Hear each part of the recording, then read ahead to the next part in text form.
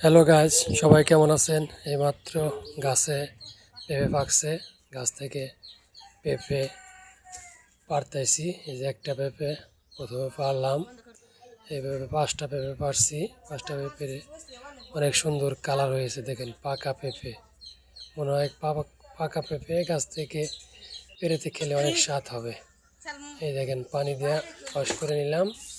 পানি দিয়ে ওয়াশ করে নেওয়ার পরে এই যে এখন পানির থেকে তুলে সিলাইছি। সিলানোর পরে আবার ওয়াশ করতেছি। ওয়াশ করে আবার এই যে কাটলাম মাঝখানে। কাটার পর দেখেন অনেক সুন্দর বিচি হয়েছে, কালারও সুন্দর হয়েছে। এই অনেক সুন্দর কালার। কেটে আবার এই যে প্লেটে কেটে সুন্দর করে সাইজ করে রাখলাম। এই দেখেন কি সুন্দর কালার, খেতে মানে অনেক সুস্বাদু হবে। এবার কালার যত সুন্দর, খেতেও অনেক সুন্দর হবে। আসসালামু আলাইকুম গাইস, সবাই ভালো থাকবেন। আল্লাহ হাফেজ।